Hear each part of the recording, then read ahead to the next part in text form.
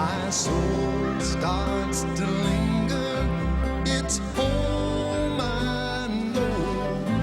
If you catch me daydreaming now and forever, thoughts are carrying me along to that place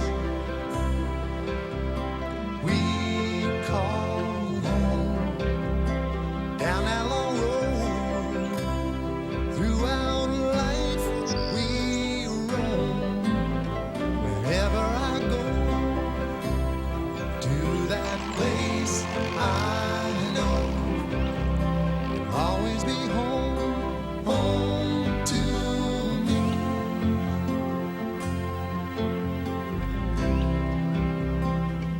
Winter on Manitoulin Island. Modern communications tie it to the outside world today, but in the past, when the last steamboat left here in the fall, life became pretty isolated. In last week's episode on part one of Manitoulin Island, we saw how history has intertwined the native and non-native stories. This week, we will focus on the steamboat as a forging link between the island's communities, and we will experience the warmth of a spirit that even in the chill of winter welds together the diversity of a people and a place.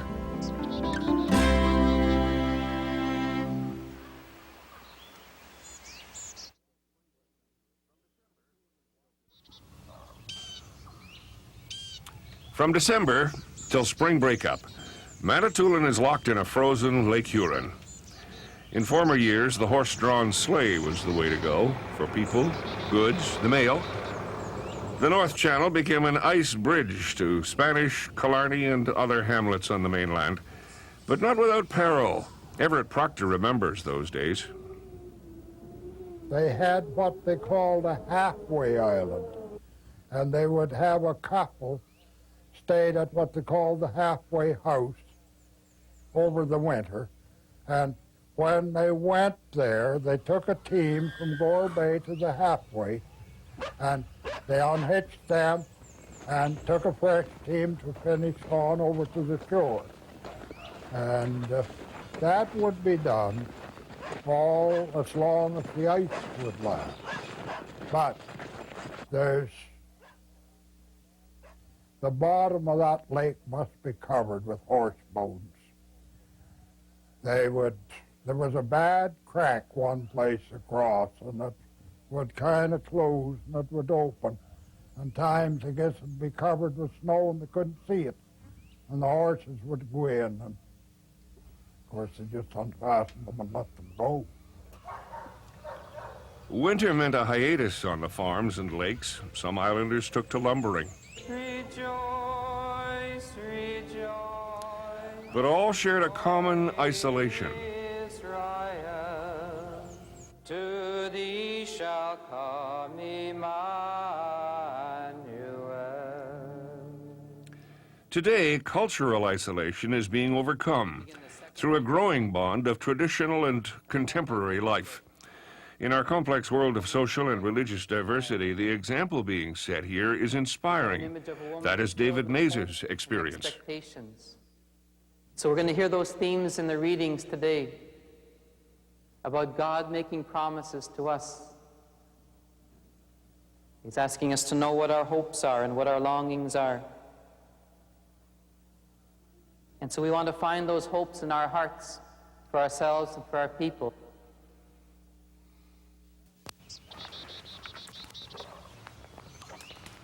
The path of learning has led to the road of understanding. For John Agwoni, he has sought out his reality from tradition. I guess at that time I considered we were forced to go to church. And I got what I could out of it, the best I could, but for some reason I just couldn't understand, and just to a certain point. But yet I had this inside feeling to dance for what I understood to be a Anishinaabe dance. And I did that on my own. And I guess to me that was a spiritual beginning. It was a spiritual feeling that it was kind of a withdrawal, in a sense, withdrawing from a lot of different things in order to be myself. That sense of not belonging is still here today too, and that's one of the things that we need a lot of. The Native people need that as a healing here, to know that we belong here. And the non-Native people need to know that for their healing, to know that they belong here, because we're here together. I think what's really going to help us is the spiritual, to recognize that this life is a spiritual life. And one of the main values I hope that my children are able to hold, and other children also of any culture, is to stand up for that peaceful life that the Creator had given us. This little boy here, my son, I hope he keeps sounding that drum the rest of his life. Someday somebody's going to hear him sing those songs. Somebody's going to hear the sound of that drum. I hope he carries that to his children and grandchildren.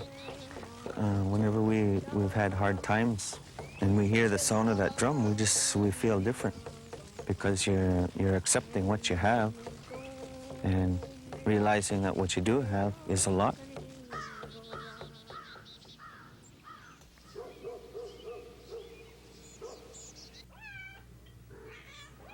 Gorbet artist Jack White has developed a stylized method to communicate the Manitoulin he knows. In a collage of colors, White interprets themes that speak of nostalgia and change. He is one of the many who have come from the outside and chosen Manitoulin for his home. Jack White has also made its way of life his study.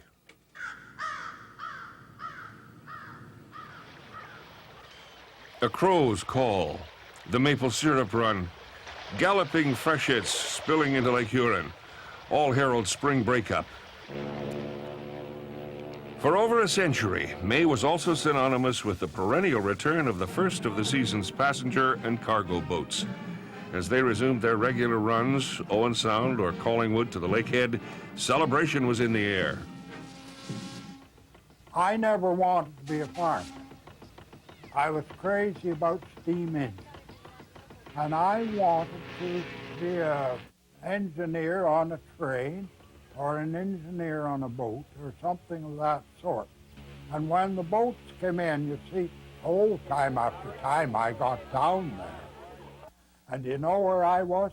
Down in at the engines. And when they would turn that thing, you know, what slow speed or, you know, all this thing, say I'd be down in there, and they had those things just polished, you know. And they'd start to go, you know, and oh, that steam power is beautiful. My mother would have picked a bunch of daffodils and made them into a bouquet. I would be dressed up and sent down to present them to the captain for being first in. That was quite an event to meet it, to see who came up or down, or what they brought. That was of great interest, what the cargo had been.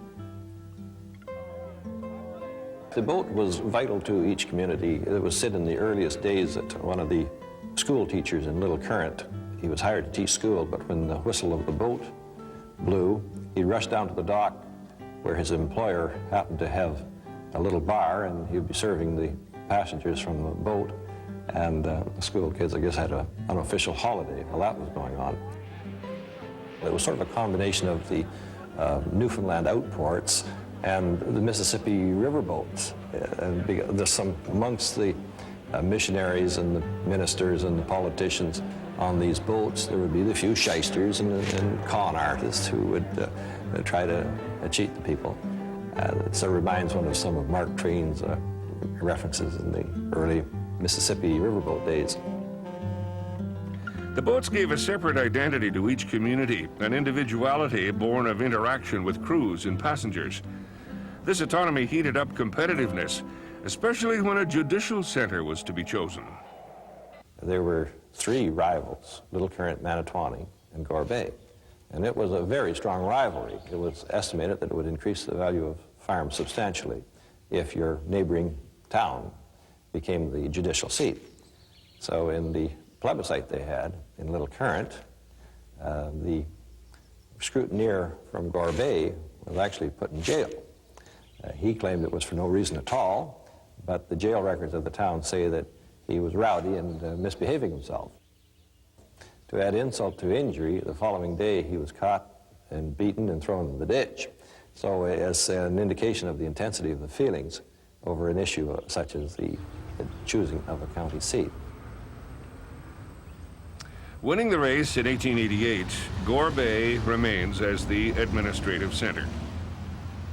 In a former time, rivalry and steamboats were only part of the island fun. There was one evening a week that was special. Saturday night in Gore Bay was a big thing. Everybody came to town on Saturday night. There was one time that on a Saturday night there was an old community hall out in Gordon Township, and it burned down that night. And they knew that everybody was in town that night, that nobody could have thought, how could anybody burn it? Because everybody was in town, and they couldn't slide back out of the car because everybody came in those days with horses and rigs, buggies. So they finally got it finalized. They found out that there was one elderly woman in Gordon Township that wasn't in town that night, and they found out for some reason that she had kind of a hatred of this building. But that's how loyal people were to Saturday night in Gore Bay. Practically everybody came.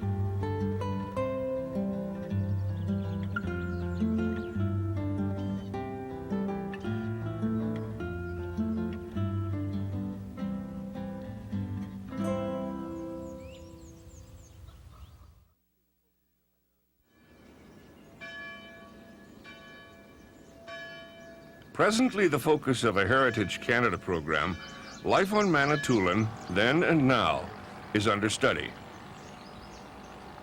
The most profound changes to affect the island began in the late century past, when communications opened up ties to the mainland. The first telegraph line, which was in the early 90s, was developed by a local entrepreneur in Little Current called A.P. Kilgannon. And it was rather primitive. I think it actually ran from tree to tree, and when the good windstorm came up, they would shake the lines enough to break them. But it did give them a link with the outside world, and it was heralded with great fanfare when it was completed in December of the early 90s. Islanders clung to their inherent independence and tenacity while gradually adapting to change. 1913. The arrival of the first locomotive broke the barrier of the La Cloche Hills, connecting coal docks at Little Current to the smelters at Sudbury. The railway swing bridge would span the North Channel, reaching out to the outside world. But yet, a separateness remained. I think the island has always kept a certain identity. Maybe that's part and parcel of all islands, that people identify. They've got a defined boundary. Now we only have a span of a few hundred feet where the swing bridge is, but that goes on to another island, Goat Island, and that goes on to another island, La Cloche Island, and then you get into the mainland. So even though the railroad comes and telegraph and telephone, it still, I think, maintains that character of identity that's unique.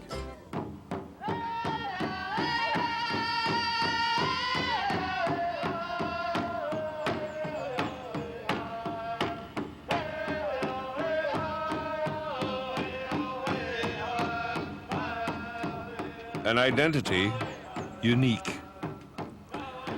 The components that have contributed to Manitoulin's evolution are simple and at the same time complex, ever-changing, contrasting ideas in a world within a world. Communicating the unspoken qualities has resulted in an expressive universal language, a voice which echoes from the soul of the island itself.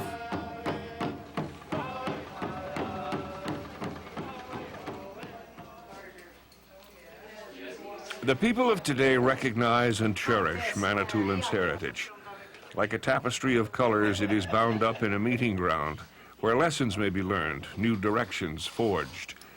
The inheritance is the voice that speaks to all of purpose and harmony. I wonder if that's a stronger color for that sign. Because they'd be driving in on the road, and this would be over the road, you know.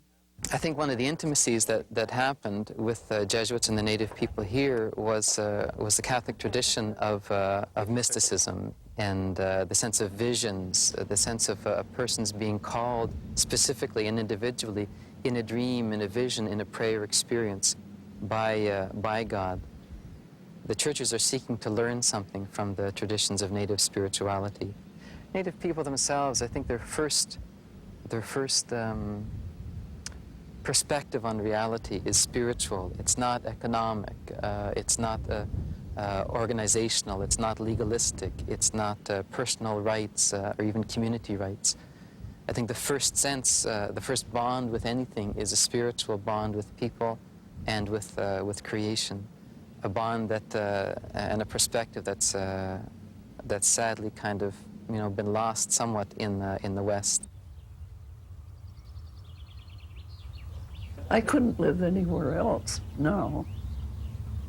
I can't imagine not living beside the Indian people.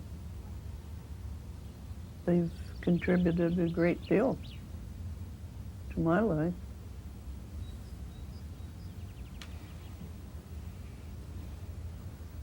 And there's so much I regret that they have lived through. Because I saw much that was regrettable. And to most of us, it was just part of our life. Not to be questioned.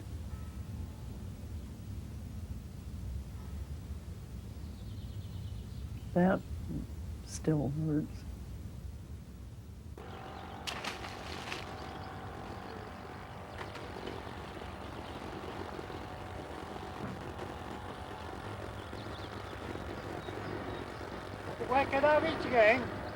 I've been a fisherman ever since I started to open my eyes, and I like it. And I intend to stay that way for another at least 5 years. if I don't choke on the bones of the fish, By any reckoning, and to compare it with any other situation in the world, any people that has been so deprived of so many things for 100, 200, 300, or 400 years, any other civilization should normally have died long before this. Assimilation has never worked with native people, and death hasn't worked with native people, and all the ways of kind of segregating them and secluding them directly and indirectly through Canadian history has somehow not killed this people. One finds such a warmth, such a strong spirit of acceptance of so many things, maybe sometimes to their own detriment.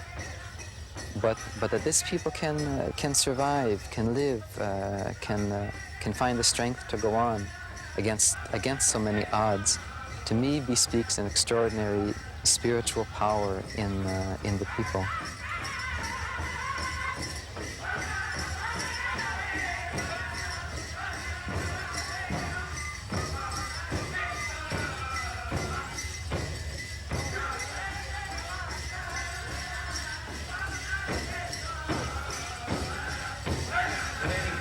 The power of the Great Spirit unites, the legendary drumbeat sounds for the Anishinaabe and the non-native people alike. It is the island's legacy.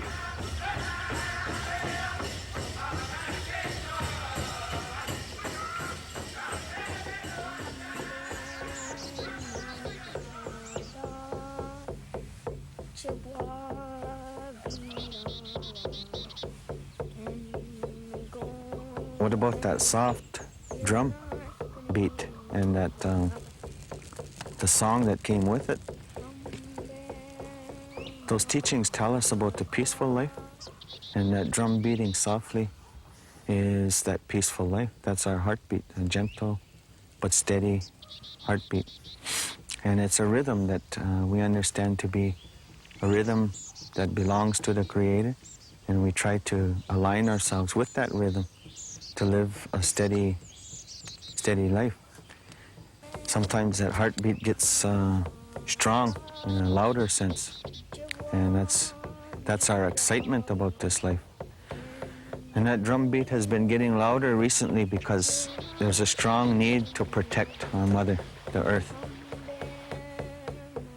We want to share that drum beat like we've shared the land and the winds.